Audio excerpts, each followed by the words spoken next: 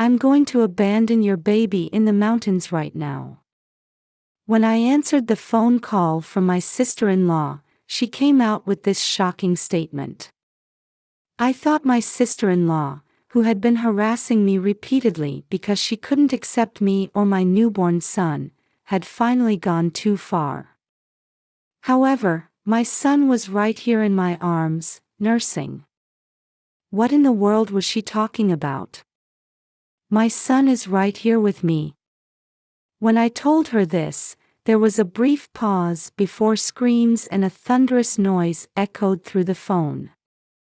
I had a wonderful romance with my husband before we got married. When we went to greet his family before the wedding, his parents seemed very kind and gentle, and I felt we would get along well. But his sister was overly attached to her brother and strongly opposed our marriage. From what I heard later, she had always been extremely protective of her brother. During his middle school and high school years, whenever he had a girlfriend, she would harass them to the point where they would break up. Even during our family's first meeting, she wouldn't stop with her verbal abuse, saying things like, "How could such an ordinary woman be my brother's wife? She's unfashionable and provincial, just embarrassing. A woman like her who only lowers my brother's status isn't suitable." His parents were at their wits' end and apologized to my parents. When my husband threatened to cut ties with her if she continued making a fuss, she grudgingly quieted down. I figured she probably wouldn't like or accept any woman who came along. Given this situation, she maintained a sour face and sulked throughout our wedding day. Still, we managed to get through the ceremony and start our life together as a couple. Since his sister lived with his parents, there was never any talk of living with them, and I was able to continue working after marriage. Because of this, I didn't make unnecessary visits to my in-laws' house, but when invited, I had to go. Whenever I went, his sister would inevitably make snide remarks. She would criticize my casual clothes, saying things like, "I thought you looked provincial," and I was right. "You're still as unfashionable as ever." Once, she even tried to cut my hair suddenly, saying my hairstyle was weird. She also forced me to drink strong alcohol even though I couldn't handle it well. When I became tipsy, she would corner me when no one was looking, repeatedly jabbing at me while saying things like, "Stop acting cute and slacking off on housework. Now that you're a wife, act like one. If you thought you could get away with just pretending to be weak, you're wrong. If you can't even properly drink what's offered to you, you're failing as a wife." She would deliberately keep refilling my glass with strong alcohol. When my in-laws saw this, they would scold her, saying, "You're an abnormally heavy drinker. No one can keep up with you." But this seemed to anger her more, and she would repeatedly kick my legs under the table. Needless to say, I had bruises the next day. Then one day, I found out I was pregnant. I felt relieved, thinking this would help me escape her alcohol attacks, and surely she wouldn't act so violently toward a pregnant woman. I decided to quit my job when I became pregnant and fully dedicate myself to the household. I found it enjoyable and fulfilling to learn everything I needed to know, from pregnancy guidelines to mental preparation for becoming a mother. Until I discovered I was pregnant, I had thought my fatigue was just from work. When I finally thought something might be wrong and got examined, I was already 8 weeks along. One reason I quit my job was being told that if I had continued working forcefully, it could have been dangerous during the unstable period. I called both my parents and my husband's parents to tell them the news. Both families told me to take it easy until I entered the stable period, and it wasn't until I was 5 months pregnant that I visited my in-laws again. My in-laws warmly cautioned me to still be careful even though I was in the stable period. My husband was also very attentive to me. Perhaps from an outside perspective, we looked even more lovey-dovey than usual. When my in-laws and husband stepped out, my sister-in-law suddenly came up to me saying, "A plain-faced woman like you carrying my brother's child? That's impossible. I absolutely won't allow you to give birth," and lunged at me with her fist raised. I instinctively protected my belly. Her raised hand stopped at my chest. "Go buy some right now. I really want to drink, and it's all your fault." She demanded I go buy alcohol. When I refused, she threatened to "pull out what's inside your stomach right now," so I had no choice but to go buy it. Buying the brands and quantities she specified filled both my hands and made me bend forward from the weight. The store clerk was worried, but all I could say was that I was fine. When I managed to get back, the door to the in-laws' house was locked and I couldn't get in. A neighbor passed by and said, "It looked like the whole family just left." I frantically contacted my husband, who told me his sister had said I had left earlier and they were going to follow me. Everyone quickly returned, but my sister-in-law casually brushed it off, saying she had just forgotten about asking me to go shopping. Apparently, they had planned to go out to eat to celebrate my pregnancy, but I had never heard about this. I think she probably just naturally lied in a way that wouldn't seem strange even if I wasn't present when the plan was discussed. My in-laws said, "We're sorry for locking you out," and even suggested we order some delicious delivery food instead. My sister-in-law whispered in my ear where my in-laws couldn't hear, "Don't think this makes everything okay, you loose woman." It seemed my sister-in-law wanted to make my pregnancy fail no matter what. Not only was I in danger, but I absolutely had to protect this small life. When I returned home from my in-laws, I told my husband everything that had happened. The next day, my in-laws came over early and bowed their heads to me. My husband had told them about all the ways his sister had mistreated me. They said they had wanted to apologize immediately.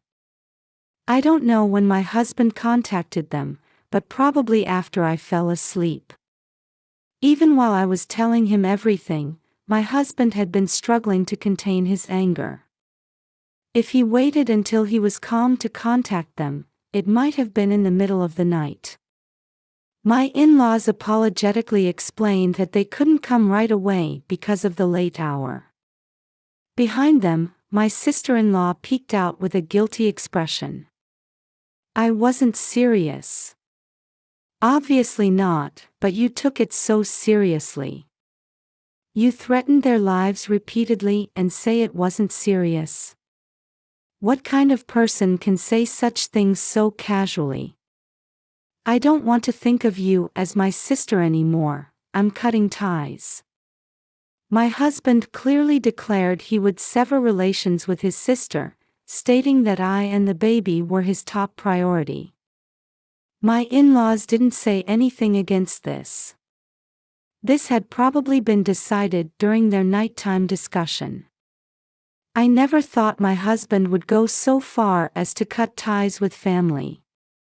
While I felt guilty, I was honestly happy. However, when told by her beloved brother that he was cutting ties, my sister-in-law completely changed her attitude. Wait. I'm telling you I wasn't serious. After opposing the marriage so much, I just didn't know how to act and I'll change my ways and become a kind and understanding sister-in-law, so please, don't talk about cutting ties." My sister-in-law covered her face with both hands and broke down crying. She even got down on her hands and knees in front of me. Through tears, she begged me to help convince her brother, saying she was sorry and would never do it again. To me, this seemed like nothing more than an act to get through the moment. But my husband was swayed by his sister's tearful apology and forgave her. While it was conditional on there not being a next time, the fact remained that he had forgiven her. I kept my distance from my sister-in-law and in-laws, focusing on protecting myself from harm. Perhaps thanks to this, I was able to give birth to a healthy baby boy without any interference from my sister-in-law. My husband seemed intimidated by how tiny the newborn was, and his serious nature showed through as he insisted on buying and practicing with various childcare items first.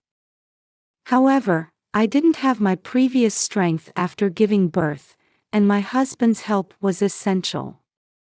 Given this, I asked if my in-laws, who had child-raising experience, could help out too.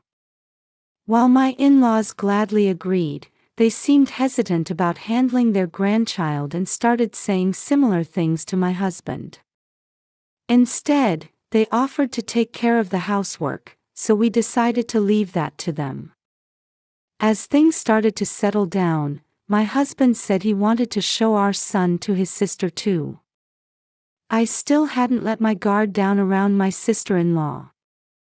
I believed her hostility toward me and our son was no joke, it was real. There was no telling what she might do when faced with the son who had already been born. Still, my husband said he wanted to believe in his sister's change of heart, so we went to visit the in-laws' house while his parents were there.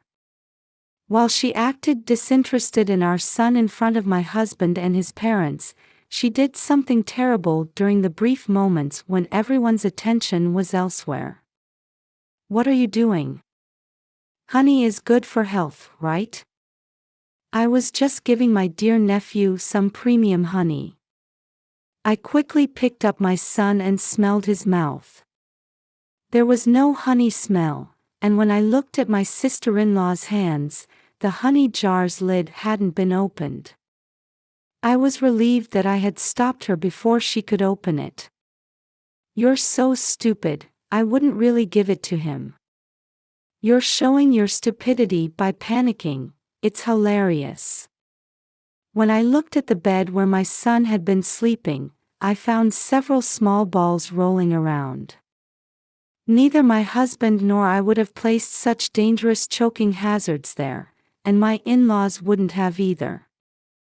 I grabbed them and threw them back at my sister-in-law. She clicked her tongue obviously and declared, "I'll never forgive you. I'll make you disappear no matter what it takes. Both you and that brat." I immediately reported this to my husband. Learning what had happened, my husband called his sister to another room and seemingly lectured her. When she came out, my sister-in-law glared at me hatefully, directing obvious hostility at me with a "you tattled."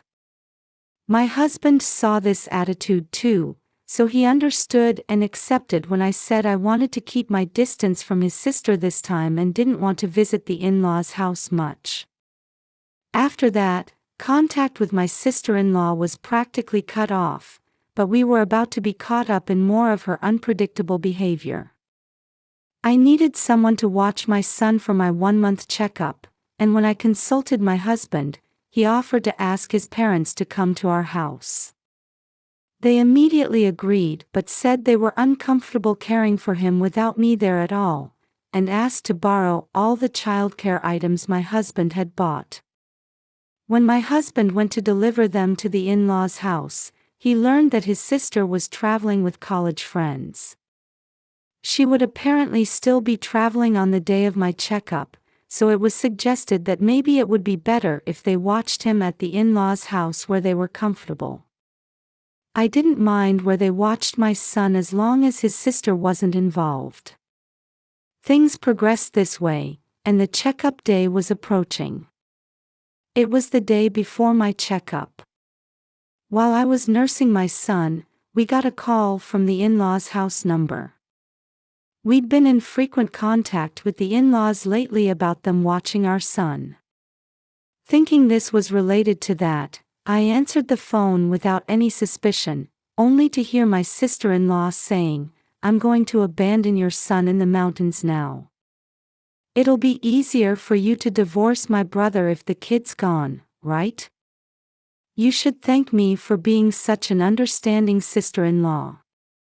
While I thought it was unpleasant to hear her voice after so long, more importantly, what was she talking about? Going to abandon my son in the mountains? While I thought my sister-in-law had finally lost it, I still had a very bad feeling about this. I didn't want to engage with her and hung up. Then a call came from an unknown number. I let it go to voicemail, but when she started yelling, "Don't ignore me. When I say I'll do something, I always follow through. Don't say I didn't warn you." I had no choice but to answer. My son is here in my arms nursing right now.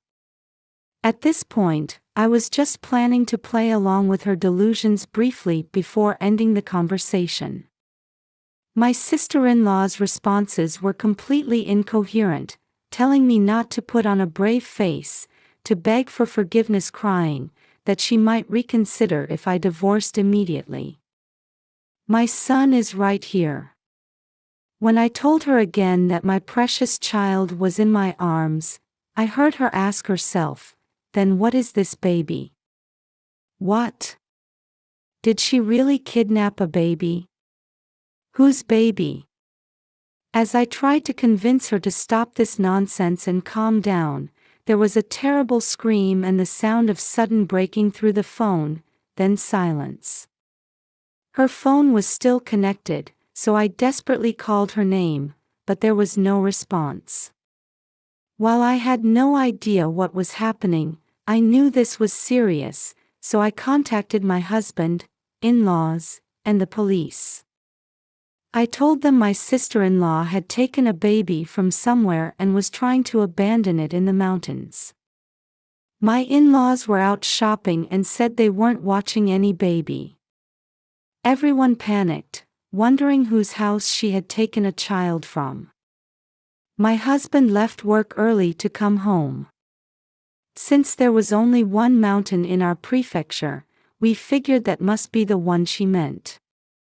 There were limited routes from the in-laws' house to that mountain, and if traveling by car, there was really only one way, so the police focused their search on that road. They found a car that had failed to make a curve, broken through the guardrail, and crashed down the slope.